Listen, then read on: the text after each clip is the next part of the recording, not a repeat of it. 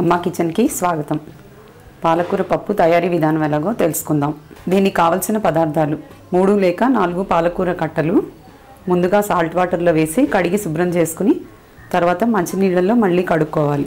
కడిగిన పాలకూరను ఇలా సన్నగా తరిగి పెట్టుకోవాలి. కందిపప్పు 1 కప్పు, 4 లేక 5 పచ్చిమిర్చి పొడవుగా కోసుకోవాలి. చింతపండు తగినంత, రుచికి సరిపడ ఉప్పు, తగినంత పసుపు, కారం, పోపు కోసం ఆవాలు, ఎండుమిర్చి 4 లేక 5, ఇంగువ చిటికెడు, తాలింపుకి నూనె, తగినన్ని నీళ్లు. పదార్థాలు చూసారు కదా, తయారీ విధానం ఎలాగో తెలుసుకుందాం. ప్రెషర్ కుక్కర్ తీసుకుని దానిలో కందిపప్పు వేసుకోవాలి. వాటర్ పోసి శుభ్రంగా కడుక్కోవాలి.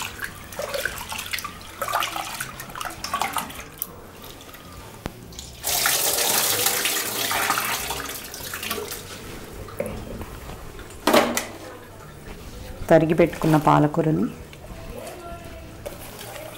ఇందులో వేసుకోవాలి.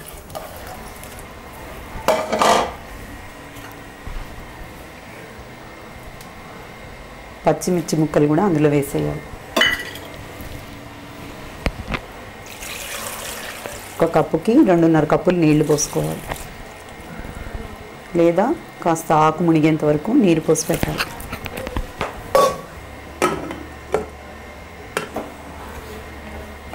ప్రెషర్ కుక్కర్ని లిడ్తో క్లోజ్ చేయాలి. స్టవ్ ఆన్ చేసుకుని ప్రెషర్ కుక్కర్ పెట్టుకోవాలి.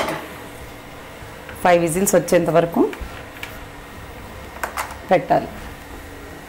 కుక్కర్ పై భాగంలో ఇందులో ఏది ఇరుక్కోకుండా చూసుకోవాలి. తర్వాత ఏమీ లేదనుకుంటే అప్పుడు విజిల్ పెట్టుకోవాలి. 5 విజిల్స్ వచ్చేంత వరకు పెట్టాలి. చూసారు కదా, 5 విజిల్స్ వచ్చాక కుక్కర్ ఆఫ్ చేసుకున్నాం కదా. ఇప్పుడు ప్రెషర్ అంతా పోయింది. లిడ్ ఓపెన్ చేసుకుని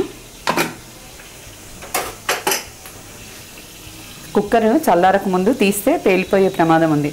మొత్తం గ్యాస్ అంతా పోయాక అప్పుడు లిడ్ తీసేయాలి. చూసారు కదా, మెత్తగా ఉడికిపోయింది. దీన్ని పప్పు గుత్తితో కానీ గరిటెతో కానీ బాగా కలుపుకోవాలి.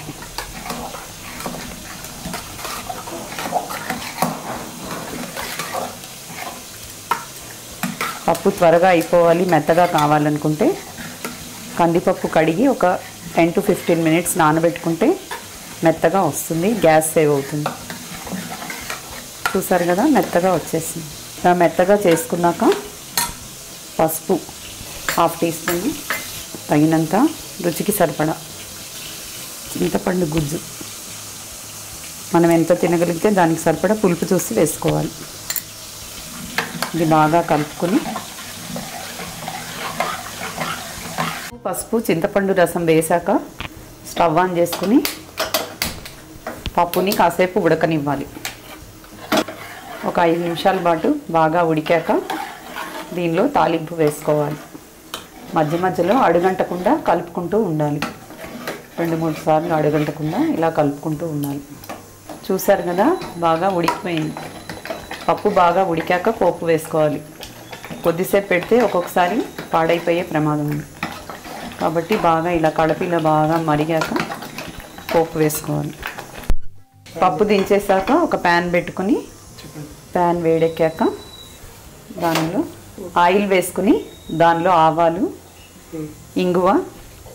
ఇంగుకి బదులు వెల్లుల్లి కూడా వాడుకోవచ్చు, ఎండుమిర్చి ఒక 5-6, కరివేపాకు రెబ్బలు అన్నీ వేసి కలుపుకోవాలి.